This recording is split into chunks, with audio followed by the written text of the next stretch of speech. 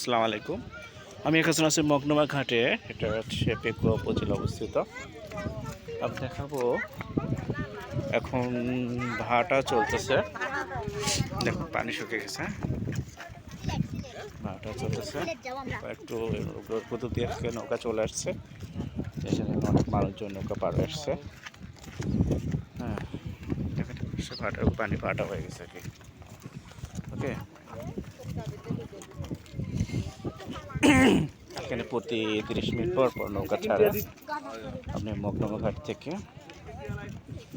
30 minute পর ছাড়বে। ওদিক থেকে বড় বড় দরবার আছে, এগুলো বড় বড় মাছ ধরার ট্রলার। এগুলো মাছ ধরে এখানে নগর করছে।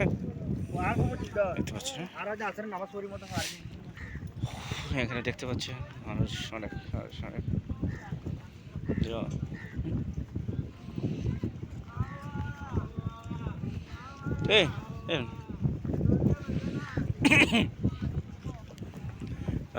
এটা হচ্ছে যেটিখানে আমি এখন একটা এতে উঠবো।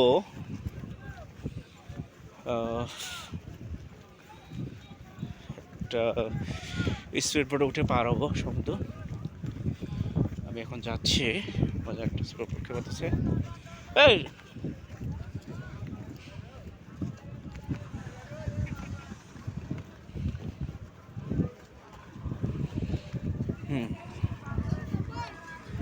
আমি ঘাট পার হবো, কুতুব দিয়ে যাবো একটা কাজে।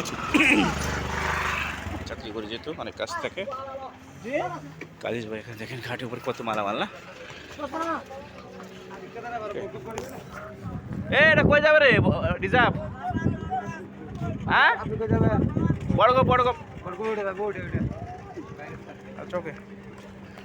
এখান থেকে অনেক মাধ্যম আছে, দুইটা। একটা সিএনজি, একটা হচ্ছে আপনার স্পিড বোট, আর একটা হচ্ছে নৌকা। এই যে বোট নৌকা যাবে।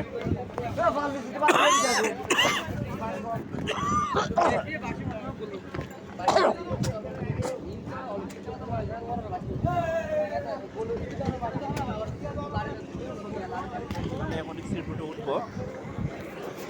এই দেখেন স্পিড বোট আসলো দুইটা, কি অবস্থায়। কে উঠবো?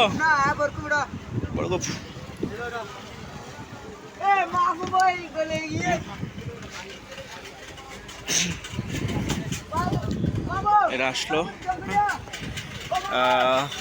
দেখছে মালামাল উঠাচ্ছে। আমি এখন আছি হচ্ছে এটা হচ্ছে মগনমা ঘাট। নৌকাতে এবার মালামাল উঠায়, মানুষজন এভাবে পারাপার হয়।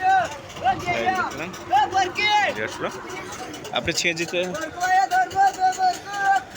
সরি স্ট্রিট বোর্ড আর কি। স্ট্রিট বোর্ডগুলো আসলো, এগুলো হচ্ছে কুতুবদিয়াতে আসলো।